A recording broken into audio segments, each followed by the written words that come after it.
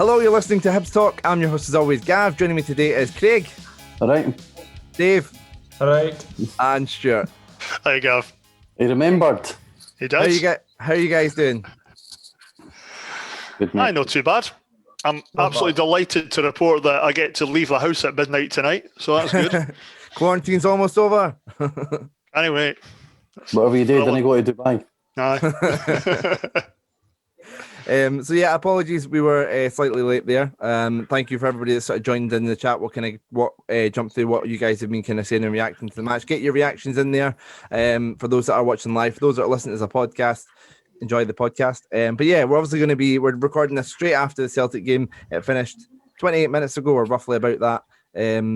But yeah, this is the first time we've kind of done it. Dave has mentioned, I think you mentioned a podcast a few weeks ago, Dave. We usually like to wait to give ourselves today to kind of stew on things. So, but yes, let's try us straight after the game reaction. How are you feeling about it? That's a good point, mate. I'm really happy with the point.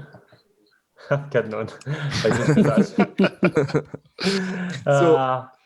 So a small disclosure, I was working tonight. I wasn't working Saturday at 3 o'clock, funnily enough, but I was working tonight. So I've only seen the goals sort of was from where I seen the game from. So the majority of it is sort of me asking the guys how the game went and asking them their thoughts on it. So me asking the questions and we'll have a chat from there. See how this format works out. So let's get, we're obviously going to have a chat about the Celtic game today. A bit about Lewy later on. We'll obviously get into the controversy, but we'll get into the meat of the game first. But first off, I'd just like to quickly say, obviously Cardiff broke the news about Sol Bamba. Just a quick message to say our thoughts are with him. The news that he's going to be battling cancer. So, Bamba's a fighter, very strong man. So I'm sure he'll just sort of like say our thoughts are with his family at this tough time. But anyway, let's said, Gav. Yes. So let's get on with the Celtic game. So it finished 1-1.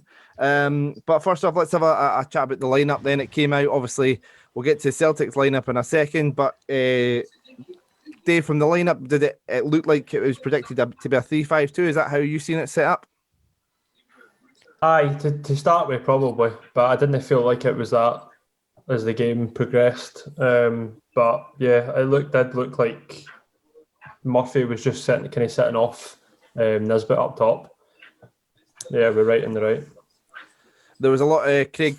There was a lot of talk about Stevenson making his 500th appearance, which he did off the bench. But I think a lot of us expect him to possibly start, especially after Doig had a tough time with Frimpong last time at Parkhead. How did you feel when you seen Doig was starting on that left hand side? I felt fine. I mean, they kept Tavernier relatively quiet at Ibrox a few weeks ago, and I think that certainly attacking wise, Tavernier's a bigger threat, offers a bigger threat than what Frimpong does. So I felt fine with Doig in it, left back, left wing back, however it played out. And we're going to talk about the controversy a bit more in a minute, Stuart. But the Celtic lineup still a strong lineup, even with 13 players out. It really was. I think there was only two names in that Celtic lineup that I didn't immediately recognise. One being the young laddie Welsh, who I think it was kind of pointed out a couple of times that he was spotted by Tommy Burns' son while playing out in America, and the other lad whose name's completely escaped me right now, which is very embarrassing considering we're live. Harper. Apart from that, you're looking at that lineup and there's a lot of money being spent on it. There's a lot of those boys that walk into practically any other team minus Rangers in the top flight. We maybe got a wee bit ahead of ourselves and excited that we were going to be playing the Celtic under-10s tonight. But it didn't quite work out that way. However, up front they were definitely lacking.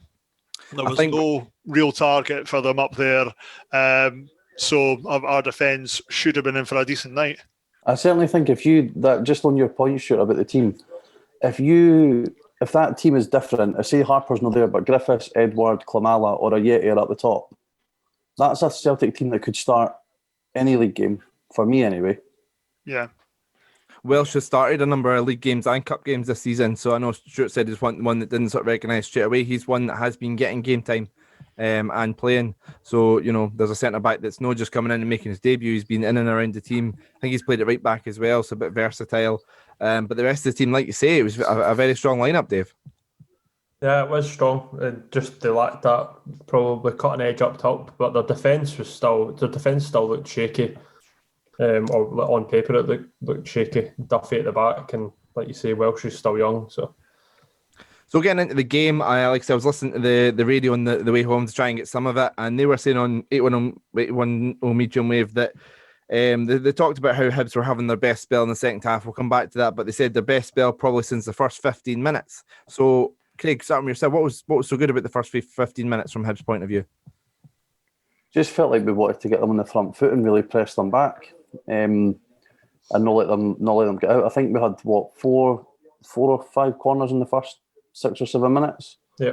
Now the point about the corners itself, we'll talk about separately. But the fact that we were showing some intent, going forward. Too often we go to places like Celtic Park and Ibrox, and we just sort of sit back and try and soak up the pressure. But there was no. I didn't sense any sort of and certainly in that first sort of 15-20 minutes anyway, that we were going there and playing for a draw or trying to keep them quiet. I felt like we were going for it early on anyway to try and force that early goal. Stuart, your thoughts on the start to the game? Yep, got to agree with that. We really did try and push them early on, try and get them in the traps. This was going to be a good opportunity, however much we talked about the strength of the team there. One thing I do want to say about the corners, maybe a little bit off piece here, but why is it that whenever we're taking a corner, we saw it so many times with Halberd tonight, he's placing the ball about half a foot out with the D? Why do players do that? Why is it stealing that extra couple of inches such a massive thing? We still hit the first man. Yeah, every time. Are we practicing these? Sorry, I know I meant to be the happy clapper in the room, but...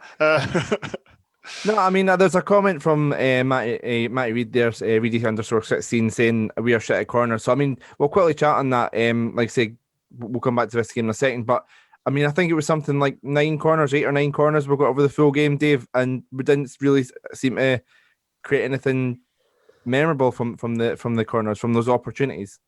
Nah, well, the delivery's not good enough. That's what Craig was saying, and it's like Halberg, very poor, balls in the box, and then you get Stevie Mallon coming on, and you know that it's coming. Like commentators that just don't watch Hibs, and they've just got this thing in their head that Stevie Mallon's this absolute wonderful set piece taker, and it just sticks in their head. And it's like, no, not recently. He's not been at all. And then he hits the first man straight away.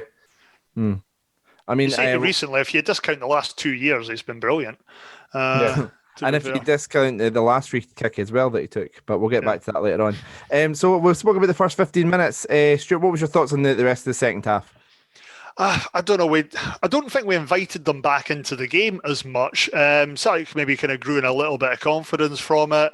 That laddie Sorrow seemed to be getting away with absolute murder. He was spoken to a couple of times by the referee, and just kind of you saw them do the classic kind of point, last chance, things like that. You're like, really? Come on. I mean, this is something we can do here, but we just didn't take early enough advantage or keep them on the back foot too much for me. And Dave, I know in my absence you were taking the notes from the first half, or from the game. Is there anything else from the first half that you had of note? No, it was just like you say, the early pressure. Like we made the keeper made a couple of saves, like Newell and Nisbet had a good one, and I found myself agreeing with Chris Boyd at half time. It was weird that he should have committed Duffy a bit more. 100% should have. Who was that? Should have committed? I'm sorry, Nisbet. He took it early and. He should have probably done a wee bit better, because obviously we all know that Duffy's had quite a rough time of it. So, and then apart from that, like Macy made a good couple of saves at the end of the first half. Celtic started to get back into the match probably about half an hour. Yeah, the one that was heading high into the net, definitely stretched from, and then the second one kind of causing their corner towards the end of it. Good height for the keeper, should be saving it, but I was more impressed with the time where he came out and gathered the ball really, really well from a wicked cross there, and it just kind of breeds you a bit of confidence, especially for a player that, okay, he's maybe had a couple of training sessions with the lads, but it's not a game situation. Yeah. We kind of limited Celtic to nothing first half. They had the shots for pops outside the box, and then that young Harper kind of went through on goal when you slipped at the edge of the box and gave the ball away, and he probably should have done better, to be fair. But apart from that, like I say, I mean, over the whole game, and sort of getting ahead of ourselves a bit, but the Sky Sports pointed this out at the end that Celtic had 7 touches in the opposition box. Hibs had 20. That's the lowest all season from Celtic. So yeah, obviously you'll say about the different attackers that Celtic had up top, but I think still credit's got to go to Hibs. We nullified their threat at least, and sort of helped, because there's still a lot of talented midfielders in there that can create chances, and we help keep them quiet. So let's have a look. So I can see that Doig came off and Lewis Stevenson replaced him. Was that a tactical change, Craig? Do you think? I think listening to Stephen, well, we were a bit baffled at half-time as to why Doig had came off. I thought he'd dealt with Frimpong reasonably well and also offered us a bit of attacking outlet on the left. Stevenson, when he got interviewed after the game, says he felt his hamstring at half-time, so that's why he was taken off. Right, okay. Hopefully it's nothing severe with it. Hopefully it's just a precaution with the hamstring. Tactically, it wouldn't make sense. Yeah. For me, it wouldn't have made sense. He seemed to grow in confidence as the half went on as well. There was a couple of nice little touches, turns, linking up well with Nisbet. It was great to see him. So, yeah, a bit of a surprise at half time. But if it's an injury, then, yeah, these things happen. But brilliant to see Stevenson coming on for number 500.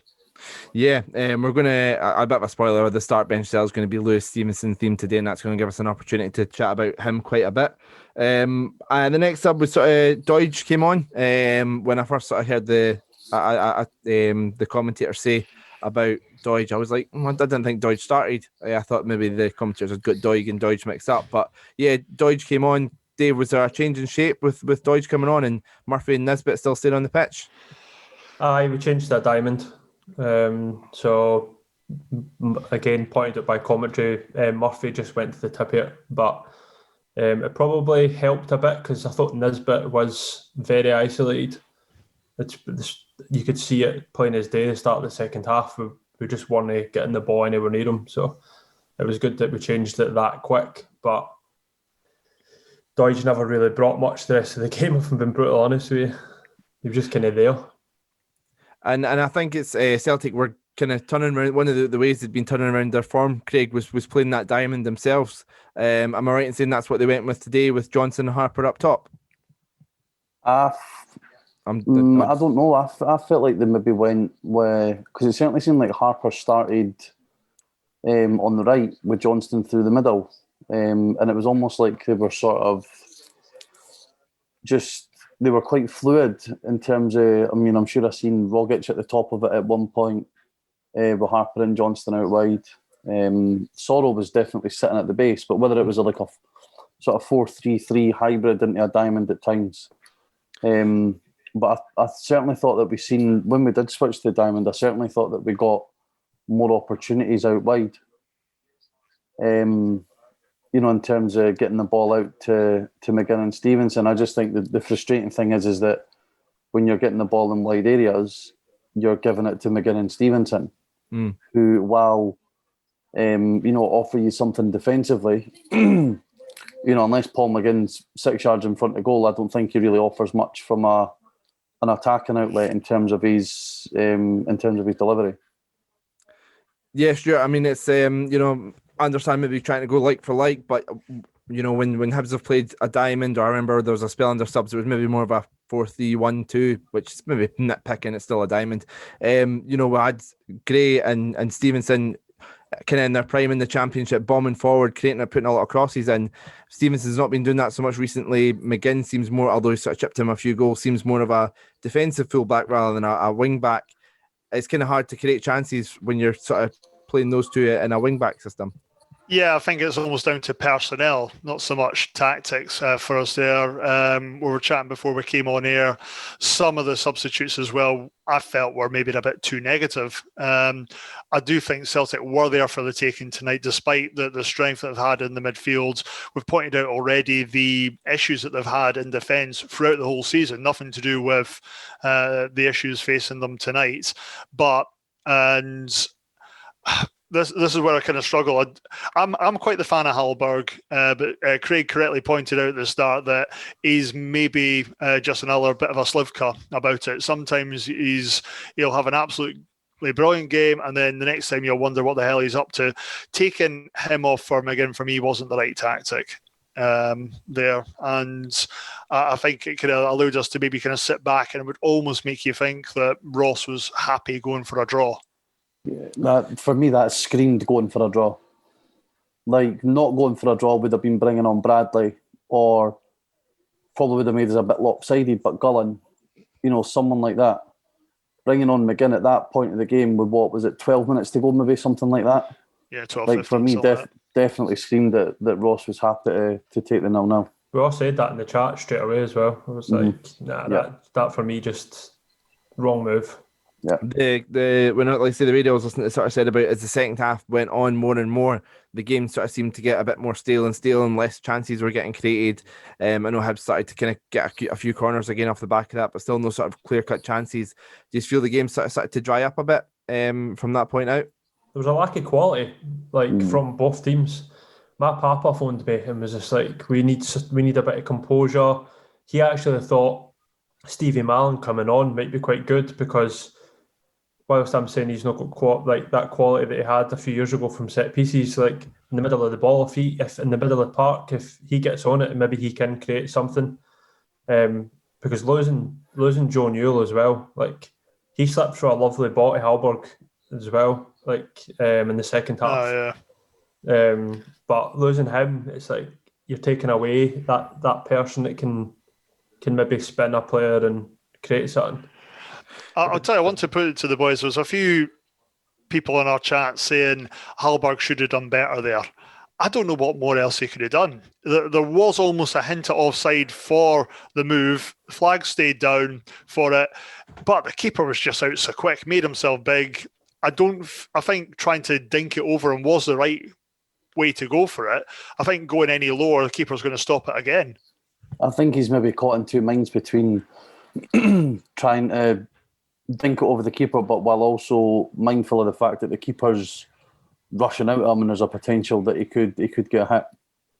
So he's kind of just tried to do that thing where he can almost nick it and then just get his foot out of the road as quickly as possible. Yeah, a wee bit more commitment maybe. Yeah. But he had one in the first half as well, first touch. Poor touch, aye. Yeah. So again, I've said this for weeks, it comes down to a lack of quality. Yeah, that's, you can see in the chat folk saying about, how we should have went for it. And while, to a certain extent, I don't disagree with that, I don't think that in the right areas of the pitch we've got the quality to enable us to go for it. You take Hallberg out of that team and put in Scott Allen. You take out Dre Wright and put in Martin Boyle. Aye, there's maybe a chance to go for it. I don't think we had the personnel in the side today for us to necessarily go for it. Like we said before, I thought in the first 15, 20 minutes, we had a good go. But at some point, if you just keep having a go, you're going to leave yourself vulnerable to a counter-attack. And Celtic had pace, with Johnston and that. Harper seemed quite quick. And then also when they've got somebody like Rogic who can, turn a player out of nowhere as well, you don't want to find yourself being on the wrong end of that. Again, though, I think we kept their midfield pretty quiet, to be honest. Massive shout out to Gogic. What a game he had. Everything that kind of didn't happen for him during the Livingston game was right for him tonight. He was battling in, he was getting absolutely everything. Okay, it's never going to be the prettiest, but it looked more like the player that we thought we were getting from Hamilton. Yeah, he kind of just won the ball back and gave it to somebody else, which is kind of all you were needing. So yeah, great to see. I mean, I think a lot of people sort of started to out Gogic after the last couple of games, but I think there's quite a few players have sort of dropped their form, and as a team we've dropped their form. I don't think it was. I think it was a bit unfair that people were sort of singling out him. He had a good start to the season. I think we'll still see the best of Gogic still to come. So I noticed in the chat here that Mad Mental Hibs said, how good is Newell? Big miss if he's going to miss the upcoming games. So was Malin coming on for him? Was that a tactical change, or did Newell go down with what seemed to be an injury? He went down, and as soon as the Alice band came off, you knew. Right. Yeah. You knew. I'm not quite sure what it was, because he got up and tried to play on, but it was pretty clear that he was struggling. So hopefully it's more of an impact injury rather than a than a sort of muscle injury. Because if it's a muscle injury, that would be a big miss for us. Yeah, well, that wee laxative for Celtic was at it all night. He honestly, I don't care how much he looks like a wee lassie that came away from Benidorm where her hair braided. Honestly, the amount of times he was putting in a little slide egg or nick or something like that, he was going to injure somebody, and it just so happens it was Newell. Yeah. And again, sort of going off the chat here, Liam McLennan, who's obviously on the podcast quite a bit, he's put, thought we defended really well, and they never really had any top-notch opportunities, the free kick aside. So, I mean, let's talk about the free kick. I did see this, a needless free kick to give away. Stephen McGinn didn't need to give it away, Dave. No, but then we debated this in the chat. He did win the ball, but probably shouldn't have put the challenge in where he did. And that sums it up. Craig, what did you think? Do you think he actually won the ball and it wasn't a foul? I think in this day and age of football, you can still win the ball and commit a foul. It's hard to tell for the footage whether he gets the ball and player at the same time, or if he gets the ball just before he gets the player. But I just feel it's a needless area at the park to be committing a foul like that anyway, especially when he's just came on. He's came on to enable us to see out the game, and he's immediately put us in danger. Yeah, well, to be fair, the Macy poor kicking for him, that kind of put us under pressure, because that made Celtic run at us, and then McGinn gave away the foul. But as soon as the free kick got given, you just knew. Yeah. But that was it. With the position that free kick, if he's not putting the challenge in, we're immediately screaming that he's allowed him to run through. You're saying, put a foot in, come on, put a challenge in. He's almost a bit damned if he doesn't, damned if he doesn't there. I think he can stand him up a bit, though. Instead of diving in and giving the referee that option, just don't put the foot in, just get tight to him and almost try and jockey him rather than trying to nick the ball away. For me, anyway, that's just, obviously, that's the way that I seen it. And Stuart, we spoke about the quality of the Celtic lineup, attackers aside, and one of those names obviously was Turnbull starting the game. He's really establishing himself as a Celtic player, which I'm sure a Celtic podcast would go into a lot of detail about, but a tremendous free kick from him as well. Yeah, it was a fantastic free kick. I think we can sit here and question the keeper's positioning for the free kick. We can wonder, should Hanlon have jumped as well? If Hanlon's jumping, more than a little skip there, it's probably deflected, but fantastic free kick. Yeah, Celtic spent decent money on Turnbull, and Turnbull's really kind of playing his way into the Scotland Euro team for this summer. And I think it's fair to say we're talking about trying to see the game out earlier on. Dave, Celtic were trying to see out the 1-0 win from there. Sort of don't think they've done anything else from there on out. No, they've never done anything the whole game, if I'm being honest. I thought we were so comfortable. I never felt at any point they were going to score. So it didn't come as a surprise to me that they never done anything after they scored, and they just kind of settled a bit. But that's the frustrating thing. We started showing a wee bit more intent to get that goal, whereas I think we could have done that at 0-0 rather than waiting till we were 1-0 down. Yeah, we definitely showed more urgency when time was away from us. But why? Because Celtic were offering nothing. They were still offering nothing, and then we started putting them under a bit of pressure. So, and getting the cliches out, I'm sure there'll be some headlines about a game of 2 free kicks. Craig, we spoke about Mallin's delivery earlier on, but to be fair to him, this was a really dangerous ball at the back post. Got headed across, the keeper flapped at it, and Nisbet in the right place at the right time, like he has been so many times this season. I'll be honest, I celebrated that goal quite a bit. One of the goals I've celebrated the most since the sort of watching games from home. I mean, I don't know what. Just want to say my point on the Celtic free kick. Yeah, sure, go for it. I don't think it's as good as a free kick as it's made out to be.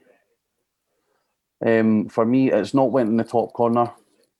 It's preventable if Hanlon jumps and doesn't stand still.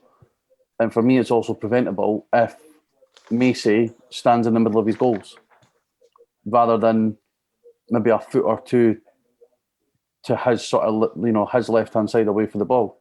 But is he not going to that side because he's expecting the wall to do their job?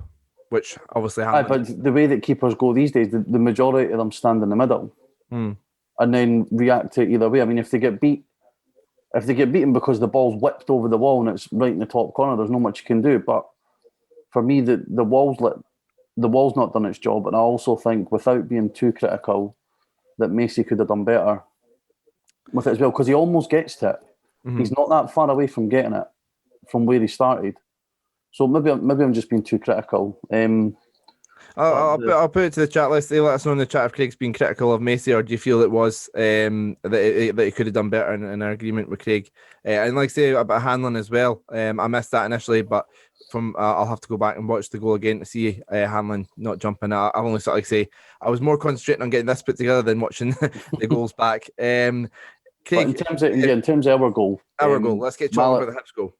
I actually thought it was set up for Mallet to try and have a wee near post dig at goal, to be honest. I was very surprised the way he plays. I was very surprised he didn't do. Yeah, but obviously their keeper's just absolutely flapped at it.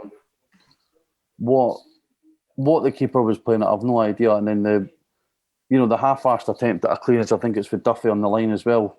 And it's almost a carbon copy of Laxalt's equaliser at Easter Road, where it's a poor clearance. Yeah, that's what I thought for the defender. And then obviously Nisbet in the right place at the right time. I mean, I know he's went through a bit of a barren run, but the laddies, I've said it in the chat, and I said it just when we came on as well, I will be genuinely gutted if, due to this pandemic, that we don't get to see Nisbet play in person, because he's genuinely he's been a shining light in an otherwise season for me at times. But you say it's a season. We're sitting fourth.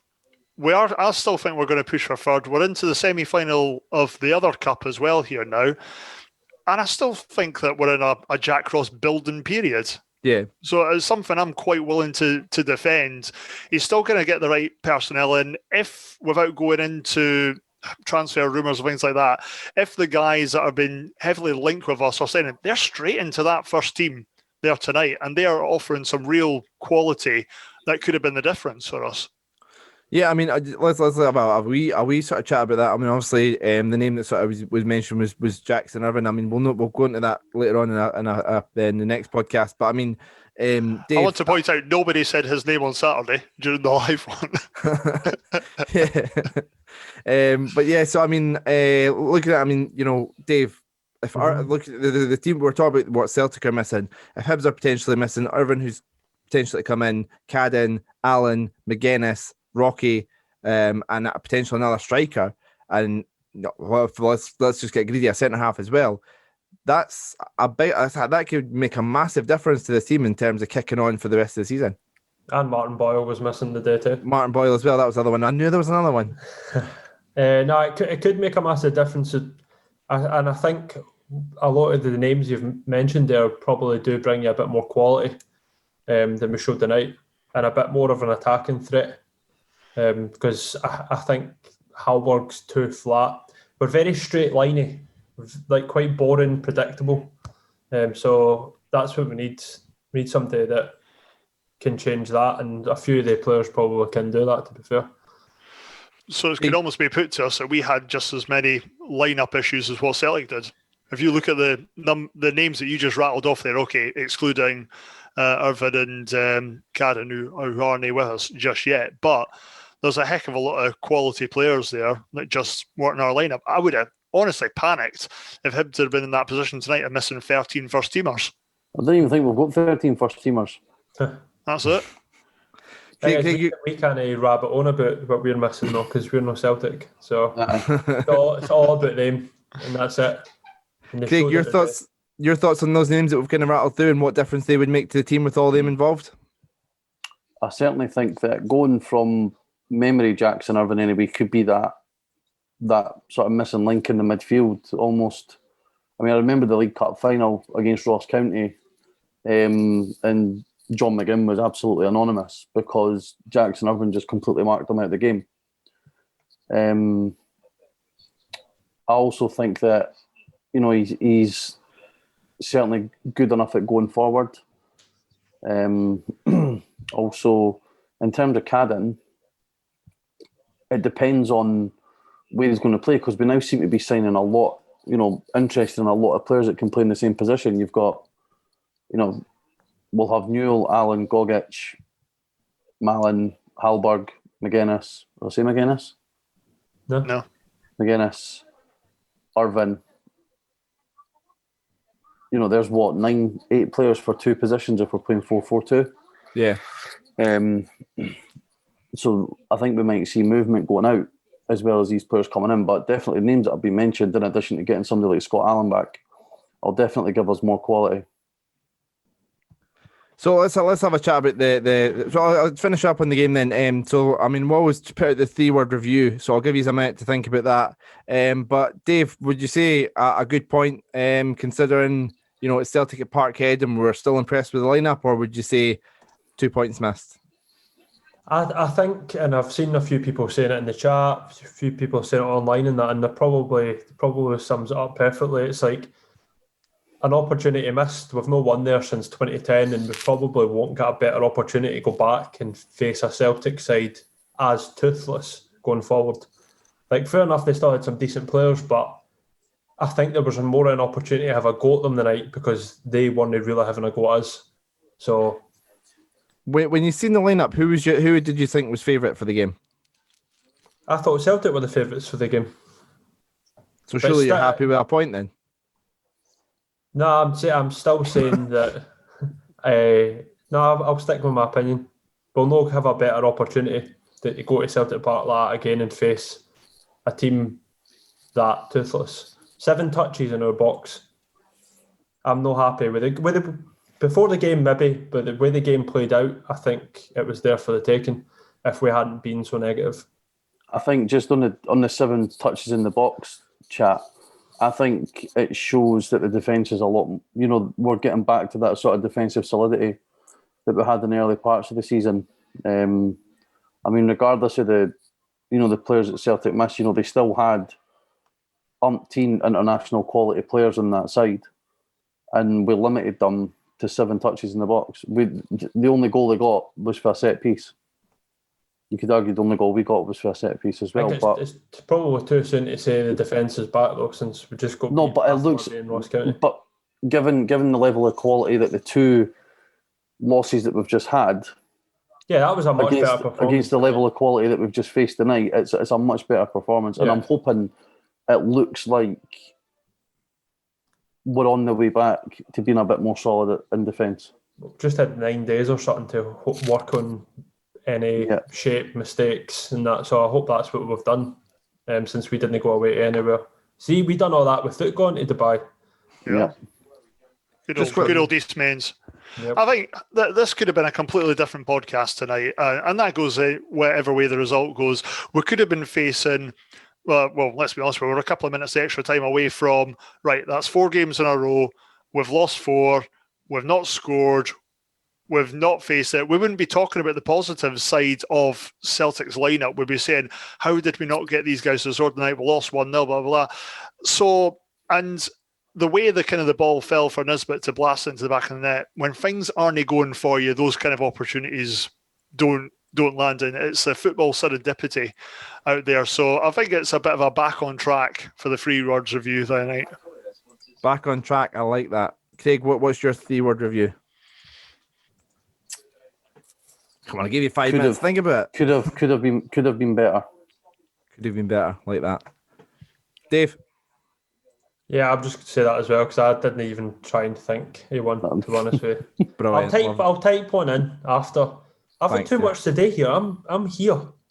So yeah, I know we usually do the 3-word review on social medias. If you've done that, great. But get your 3-word review in there. I can see a couple of people have put them in already. Liam has put in Malin to deliver, which is good. But yeah, get your and another one here from Mikey.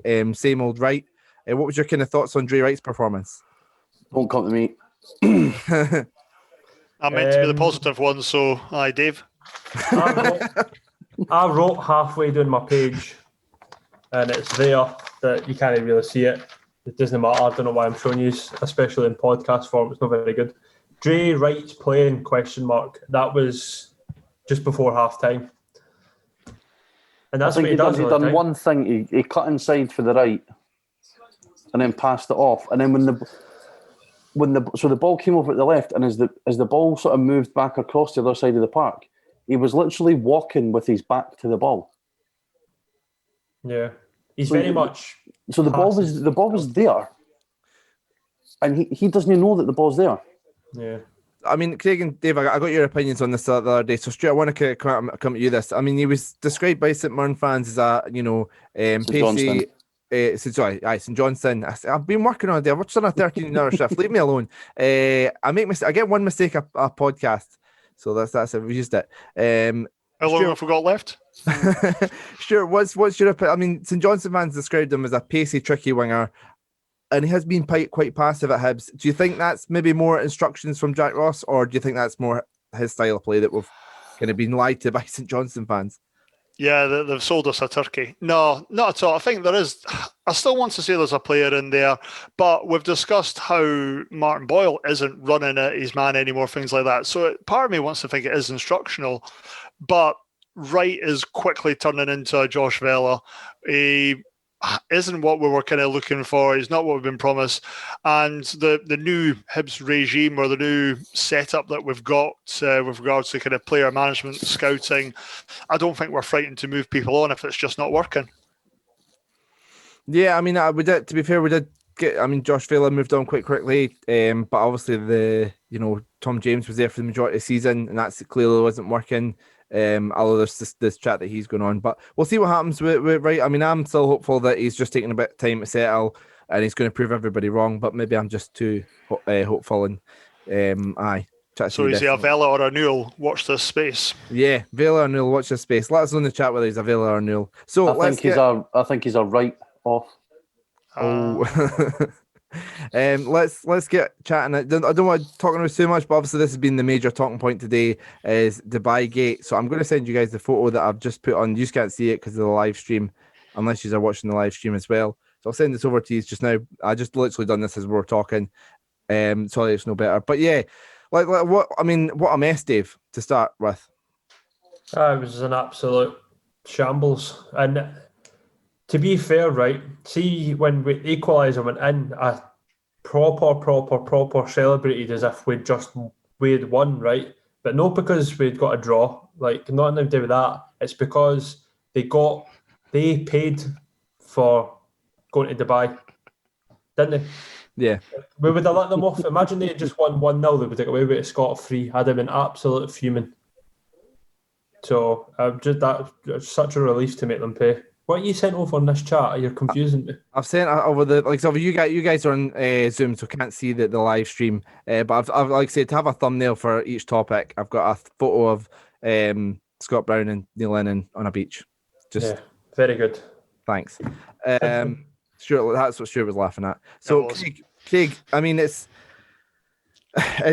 just a bit of a mess. Obviously, like there's been Nicola Sturgeon involved, there's been health ministers been involved, there's been chairman's been asked questions, sporting directors, Graham Maffey sort of speaking, and we'll come back to Hibs in a second, but just sort of saying on this, I mean, it's been a bit of a mess and I think a lot of fingers have got to go to the SFA for a lack of clarity.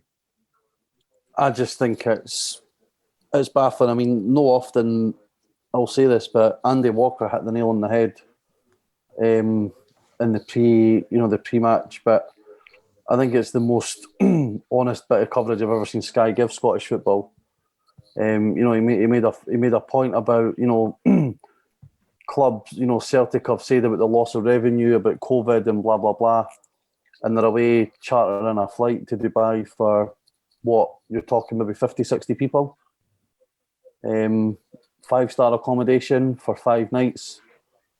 That's not going to be cheap. At a time, especially now, with the further restrictions imposed, that, people can't go and see their families. We can't, we've all got, you've discussed in the past about your mum, Gav, wanting to give her a hug. I've got a son that I can't see for God knows how long because of all of this. And it's just such short-sightedness for, regardless of whether it was agreed before the new restrictions, like, especially when you see the pictures that have came out as well, that they were, I mean, I don't know if you've watched, but I watch, Ben Foster started doing a YouTube channel. Right, okay. So basically what he does, he vlogs his match days. So the night before and the night after, and basically when they go to, when they go away for away games or even home games, they basically go to the hotel, get their food, go back to their room. Like, that is it. And then you see the pictures of Lennon and Brown sitting by the side of a pool, having pints. You see the photo of them sitting in a bar with pints everywhere. It's just, I mean, I've been arguing with people on Twitter about it for the last couple of days. Funnily enough, the only people who see a problem with what the rest of us are saying are Celtic fans. Yeah, funny that. But no, it's something that I felt really, really passionate about. And I would have felt the same if Celtic were playing Dundee United tonight or Kilmarnock tonight. It just goes to show the level of influence that they have at the higher reaches of the game. When, you've got the whole Kilmarnock, I know I'm rambling on about, but you've got the Kilmarnock St Mirren thing about them getting docked points. Forfeiting games and Motherwell getting awarded points. And that was what, maybe 4 weeks ago, 5 weeks ago that was decided. And then the appeals are in just now, so and the appeals on, like, in the next week. Yeah, Ian Maxwell was on, I think it was PLZ earlier, saying that Celtic have nothing to answer for. I just think that maybe legally they don't, but I think morally they've done it all wrong. Yeah, a bit frustrating, Stuart. I was watching BBC News today, and there's a guy who his wife's in a nursing home, and he's seen her once in 9 months. There was that thing about, the quick tests, and then you can get a result, and then he had to give her a hug with all the PPE on him and stuff. And he's seen her that one time in 9 months, and then you've got them going for a piss up, having pints, clearly not socially distancing, taking the piss when the whole country is kind of going through some shit now.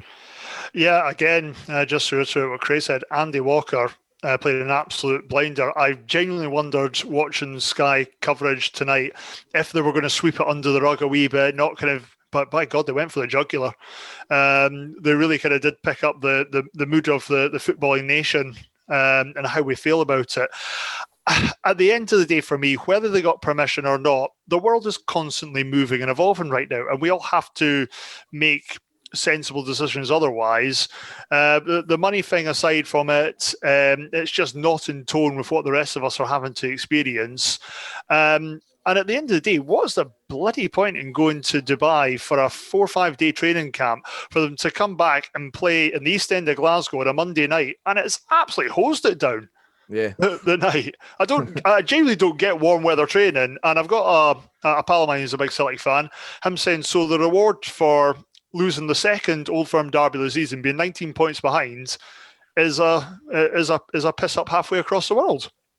Ridiculous. That's the sort of thing that should be getting scrapped. But Dave, let's sort of move it on to Hibs. I mean, in my opinion, I'll get your opinion now. I thought the statement was brilliant from Hibs. A wee bit of dig in there as well, but overall really classy. I thought the fact that Hibs asked for all the players to be tested again. They gave their own players an option to sit out the game if they wanted to. And I thought Graham Maffei came on and spoke brilliantly. His tweet was really good as well, but I thought he spoke brilliantly on Sky Sports before the game. I did manage to see the clip of that. But yeah, his tweet as well about how it's been a crazy 24 hours. I can imagine it's been hectic with the people that are left working in HCC, obviously very limited because of COVID and stuff. But what was your reaction to Hibs' response to the whole thing? At first, I was a bit like, are we going to say something here or that? Like what's kind of going on? And then this kind of day went on, and everything was coming out from Celtic and from everywhere. There was papers picking up stories about, oh, Hibs have asked for this, Hibs have asked for this, and we kind of spoke about it in the chat. We knew that Hibs would be doing everything behind the scenes quietly and just going down the right channels. And then obviously that all came out when the statement came out. So I was quite happy that we had a bit of class the day. At least one club acted with a bit of class, and we came out all right in the end. I did like the wee dig about Julian as well. That was fantastic. Yeah. Like that's the part for me that, like, he's the one who's out for 4 or 5 months, so should be nowhere near it, and he's the one that catches it. Like that, if anything, goes to show it wasn't a warm weather training camp. Yeah. Why is he there? Why do you It was a team building exercise. Yeah, exactly. And I don't get this whole. I mean, I know it's different rules because Andy Murray was going over to America, but Andy Murray had to, when he was sort of going over for a tournament and going over for a training camp, he had to get there and then isolate for 2 weeks before he could start it. Whereas Celtic are just, back playing a game, like they're back in the 8th and playing on the 11th. Turnbull, Duffy, and all that sort of stuff. I know Duffy came back a wee bit earlier, but yeah, Stuart. I mean, like I say, just sort of getting back to Hibs, a great response from Hibs. Yeah, fantastic response from Hibs. I would like to have seen us showing a bit more teeth around the reports that of Celtic refusing further COVID testing, the SPFL actually threatening us with points deduction, things like that, if we refuse to do it. At the end of the day, Hibs are an employer, and we have got a duty of care to our staff, so to speak.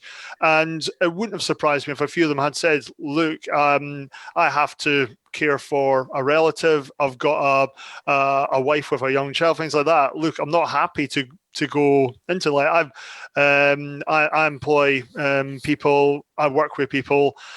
It's only fair to kind of say, look, are you comfortable to do this? In a certain situation right now, I think people are more than entitled to say no and not fear for their livelihood or their health.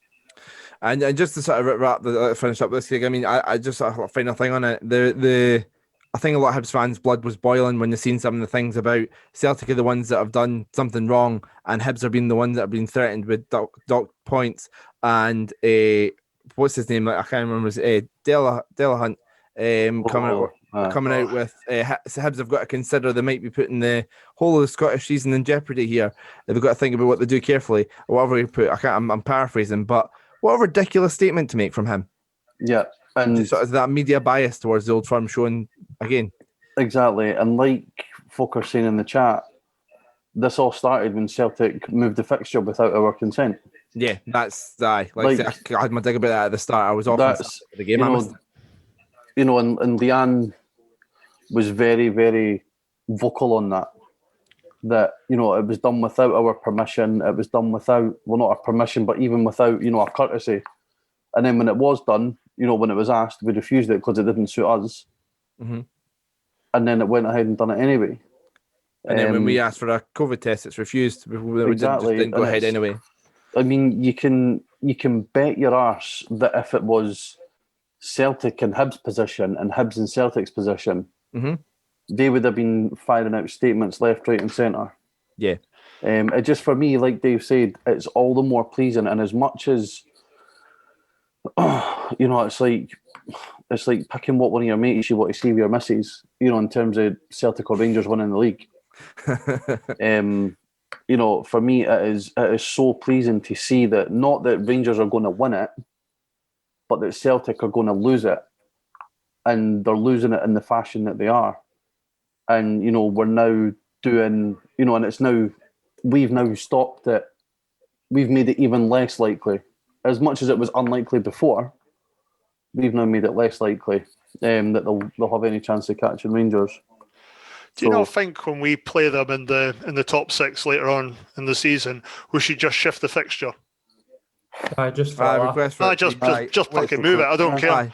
Come up with a shitty excuse. Yeah, Well, that's the thing. We're at home. We should have the. You're at home. We weren't going to contact you, but well. They brought Sorry, it in, guys. They did not bring that thing in a few years ago where they could move friendlies for lucrative move games for lucrative pre-season friendlies. Yeah. And so Celtic could host like Getafe and Rangers could, But get a Rangers, visit. Celtic didn't play anyone over there. Ridiculous. Lucrative pre-season friendlies in the Premier League down south. Aye. I mean, who are we going to attract as a lucrative pre-season friendly? Like Blackburn, Sunderland. Like, it's just... Aye. But anyway, long story short, Celtic absolutely get it right fucking up them. I know. Yeah, I'm quite pleased that we've taken 4 points off them effectively this year. Yeah, I just wish we'd taken off another one. Another two, sorry. Or whatever it is. If I'm bad at maths, somebody correct me. Yeah, I wish we'd got the win tonight. But yeah, let's move on to some positive stuff to finish up. Obviously, Lewis Stevenson won his 500th cap. 500th appearance tonight for Hibs. Fantastic servant for the club. We've spoken about it a lot, but obviously our thing we do a lot is start, bench, sell. And then when we do start, bench, sell, we talk about the players and sort of reminisce about them. So I thought this would be a great opportunity. I'm sure I've got a graphic up here for this. I'll just put that one off. There we go. Lewy500. So what I was thinking we could do is start, bench, sell with Lewis Stevenson. But we've got three Lewis Stevensons. We've got the Lewis Stevenson from 2006/2007, obviously winning the League Cup, man of the match performance in the final, playing more in midfield. The 15-16 season where he won the Scottish Cup and obviously attacking fullback. And the 17-18 season where we finished fourth in the league under Neil Lennon. Big part of that team, especially in the 3-5-2 and stuff. So, Dave, start with yourself. What's your sort of memories of Lewis Stevenson's first season? Well, you're going back a wee bit here. I was amazed at how small he was, but then how much he would just get fired in. Do you know what I mean? And he was quite direct, he was nippy, and obviously could play a couple of different positions. So you could tell he was going to be decent. And it's that cup final against Kilmarnock that kind of sticks in your mind. He got man of the match that day, didn't he? Yeah, he did that. Yeah, and Craig, it was one of those ones where Kevin Thompson's obviously left in the January, and John Collins, didn't matter about age, sort of went with Lewis Stevenson as the replacement in there, and he slotted him brilliantly. Mm-hmm. I mean, at least it knows for me that since Stevenson made his debut, that I've seen 500 Hibs games. Because I was at his very first one when we played on a pre-season we'd done a pre-season tour to Ireland. Mm-hmm. And that was when he first made his appearance. Also, quick question: what keeper made his first appearance over there as well? Andy McNeil. Nah, no idea. Who was it? Zibby. Wow, there you go. Yeah, that worked out well. And that worked out well. So could have just left him in Ireland. No, Stevenson. Regardless of what your thoughts on are now, has been an amazing servant for us. And he's shown that. He's been there for what? That's 2007, so 14 years as a first-team player. All the managers can't be wrong. And Stuart, like to finish up with the sort of 7-8 season, 6-7 version of him, or season of him. That performance in the League Cup final was sensational, wasn't it?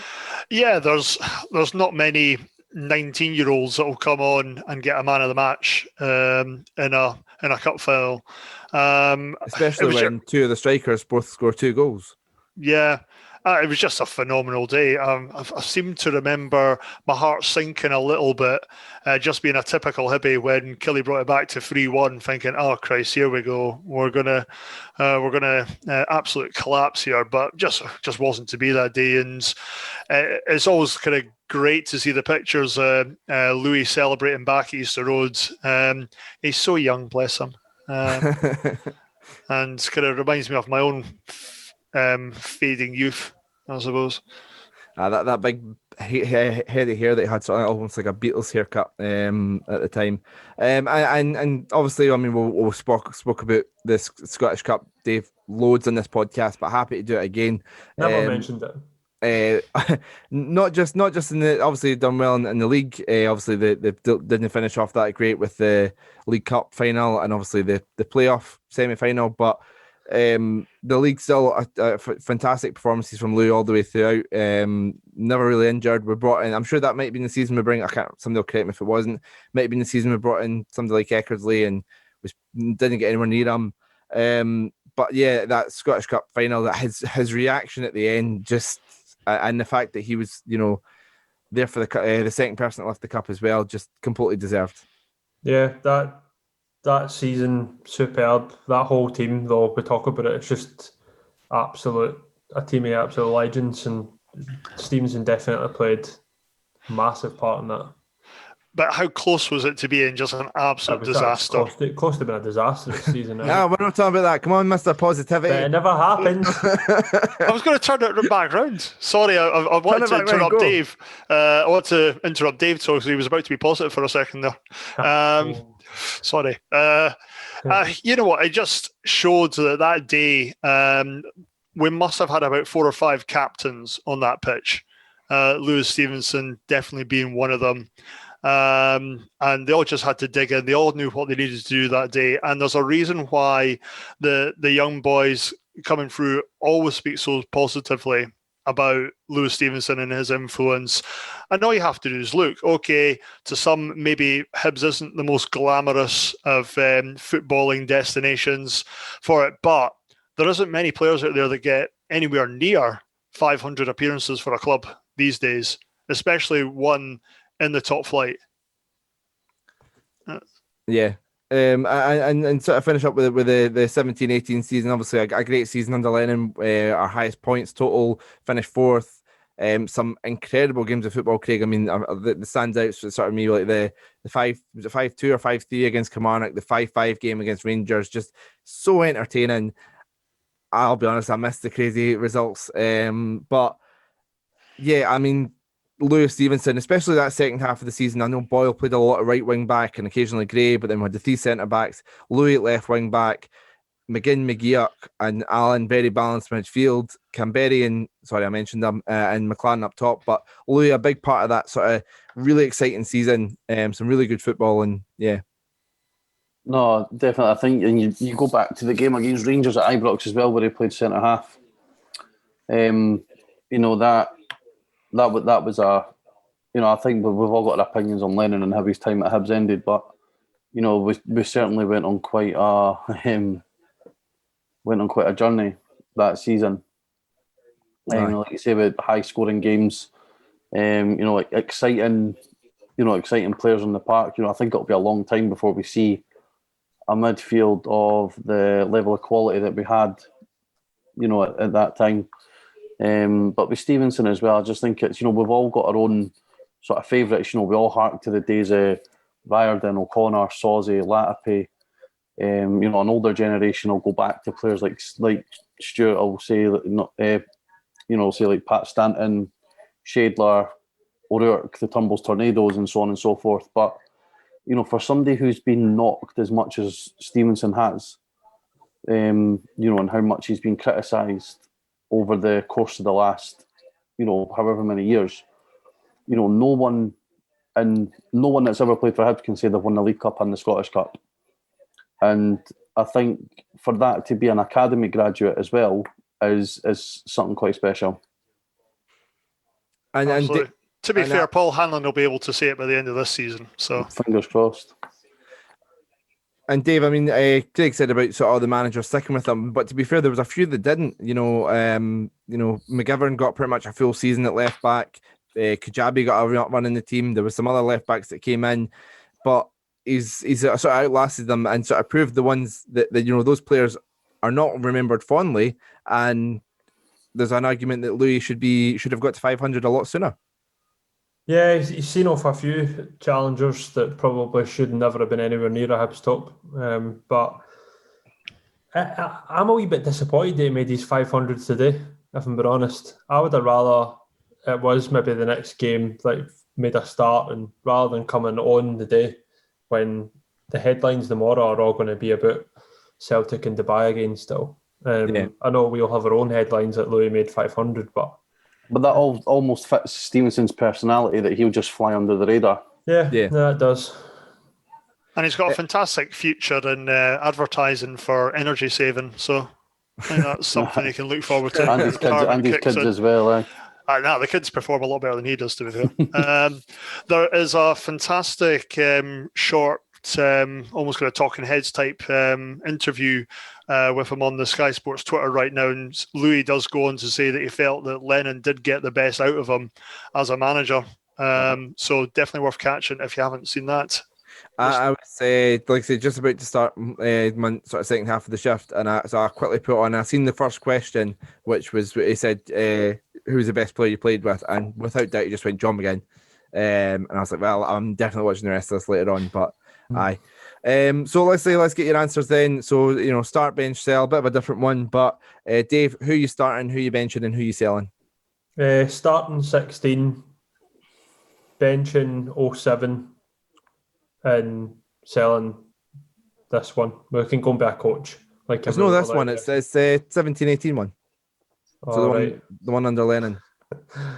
Oops. I'm still selling that one. Fair enough. Craig?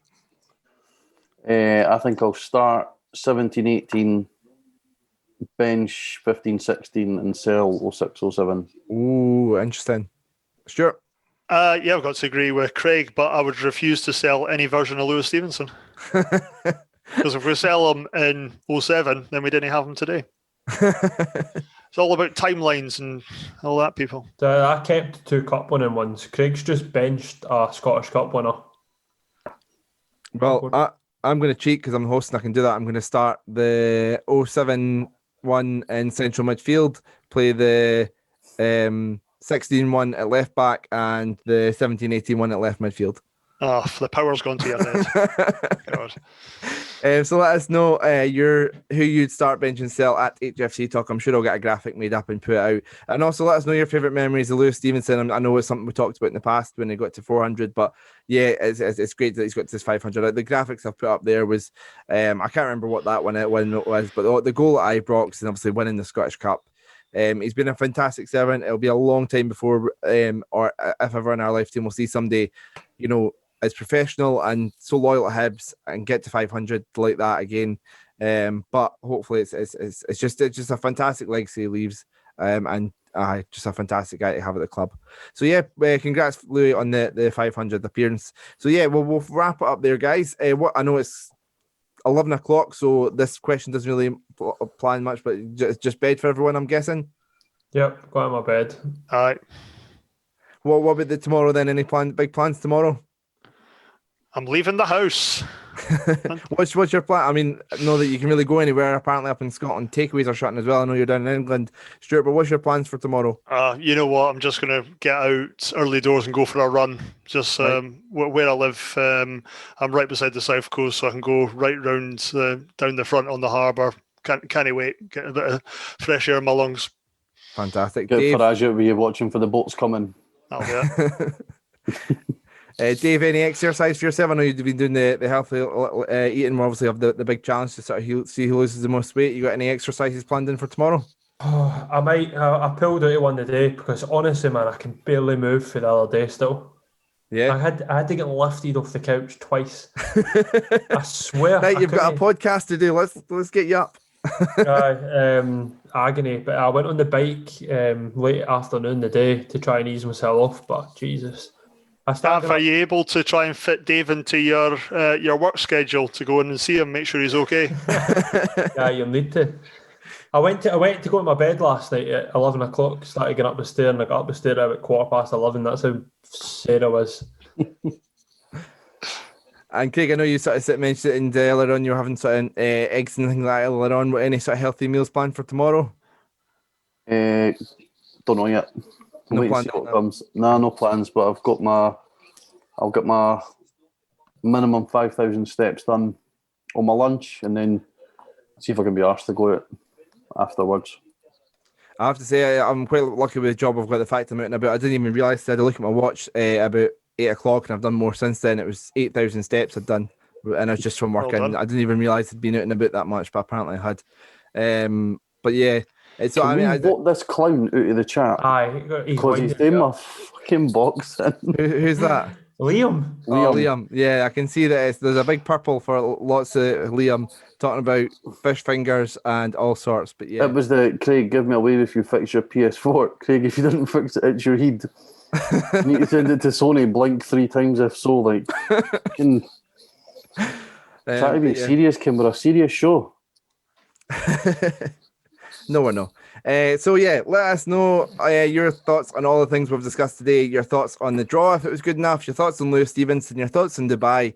Your New Year's resolution, if you're doing any healthy stuff. So if you've got any healthy meals you'd like to recommend at HFC Talk, we all appreciate. We're trying to lose as much weight as we can. So get rid of these bellies. So any advice is much appreciated. But yeah, we'll finish up there, guys. Enjoy the night. The rest of the night, which is just like I said, shit's going to bed. But I'm going to get this uploaded. So this should be up for those. So if you've missed any of the podcasts, it should be up soon, wherever you get your podcasts. But yeah, thanks again, guys, and enjoy the rest of your night. Thank you. Good night. Bye. Cheers.